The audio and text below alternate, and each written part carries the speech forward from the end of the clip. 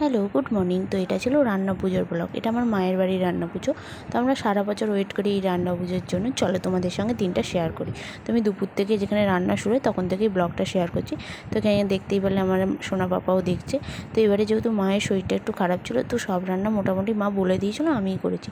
তো এখানে যেটা ডাল হয় আর কি সেইটা করছি। তো ওই তেলে মোটামুটি 5 ফোড়ন সব মশলা দিয়েছি, আর তাজে মৌরি বাটা সব মশলা দিয়ে আমি এখানে ডালটা বসিয়ে দিয়েছি। দিয়ে নারকেল দিয়ে দেখো কষছি। এখানে আমি এটাই দেখাচ্ছি যে এতটুকুন ডালে এত পরিমাণ চিনি যাচ্ছে। তো যাই হোক, তো আমি ডালটা মা বলে দিলাম, আমি করলাম, এবং ডালটা খেতেও খুব ভালোই হয়েছিল মোটামুটি, নো ডাউট। তো এখানে একটু নিজের মুখটাও দেখিয়ে দিলাম আমি যে আমি রান্নাটা করছি। তো এখানে ডাল হয়ে যাওয়ার পর ডালগুলো ঢেলে আমি এখানে কচু রান্না করতে বসেছি। কচু যেহেতু আমি করতে জানি, তাই কচুটা আমি নিজেই করেছি। তো এখানে সব মশলা করে নিয়েছিলাম, আদা কাঁচা লঙ্কা বেটে নিয়েছিলাম আর কি, দিয়ে 5 ফোড়ন তেজপাতা সব তেলে দিয়ে এখানে মশলাটা কষছি। কত তেল দিয়েছি দেখো, কারণ এই সব রান্নাতে, এই রান্না পুজোর রান্নাতে একটু তেল বেশিই দেয়। তো এখানে মশলাটা বেশ ভালো মতো কষিয়ে তেল ছেড়ে আসলে আমি এর মধ্যে মানে নারকেল কুড়ো আর কি, নারকেল কুড়ো দিয়েছি। এই কচুটা যেটা হয় রান্না পুজোয় সেটা মেনলি মিষ্টি হয়, আর মানে নারকেল ছোলা এইসব দিয়ে হয়। তো আমি এখানে দেখো মা কচুটা সেদ্ধ বসিয়েই রেখেছিলো, তো হয়েই গেছিলো, সেদ্ধ করে রেখেছিলো।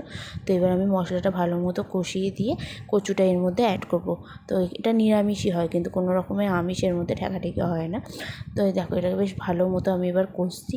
এটা কষতে মোটামুটি 30 থেকে 35 মিনিটের বেশি আমার সময় লেগেছিলো। এ দেখো আবার চিনি অ্যাড হয়েছে, মানে মোটামুটি বেশ ভালোই মিষ্টি হয় এই কচুগুলো। এটাকে বেশ কষে দেখো একদম শুকনো শুকনো হয়ে যাওয়ার পর আমি এটাকে নামিয়েছি। তো আমাদের এই রান্না পুজোয় ডাল, কচু, মাছ এবং 9 রকম ভাজা হয়। 9 রকমও করতে পারো, তার বেশি, মানে বিজোড় সংখ্যা আর কি, এরকম কিছু একটা আছে কনসেপ্ট। তো দেখো এখানে সব ভাজাভুজি কাটা হয়ে গেছে, মোটামুটি দুপুরেই কেটে রাখে, এবার বিকালে এগুলো ভাজা হবে। তো দেখো আমি তোমাদের দেখাচ্ছি কী কী ভাজা হয়। দেখো কাঁচকলা, উচ্ছে, ঢ্যাঁড়স, কুমড়ো, আলু এসব ভাজা হয়। তো এখানে যেহেতু আমি রান্না করছি, তো আমার বোন আর কি ওর মাসি সোনা বাবাকে খাওয়াচ্ছে। আমি দেখে এলাম, দেখে এসে মোটামুটি ভাজা বসিয়ে দিয়েছি। তো এখানে সব ভাজা হয়ে যাওয়ার পর আর ওইগুলো দেখায়নি সব। দেখো এখানে ইলিশ মাছ এসেছে, তো ইলিশ মাছ কিছুটা ভাজা হয় নিয়মের জন্য। আর আমরা যেহেতু ভাজাকেও অতটা খেতে ভালোবাসি না, তো আমি ভাপা করি। প্রত্যেক বছরই ভাপাটা আমিই করি। তো এবছর যেহেতু আমিই করছি সব রান্না, তো ভাপাটা তো আমি করবোই মাস্ট। তো এখানে ভাপা বসিয়ে দিয়েছি দেখো। আর এখানে সব রান্না হয়ে যাওয়ার পর আর দেখো তোমাদের কী দেখাচ্ছে, দেখো 9 রকম ভাজা হয়েছে এইগুলো।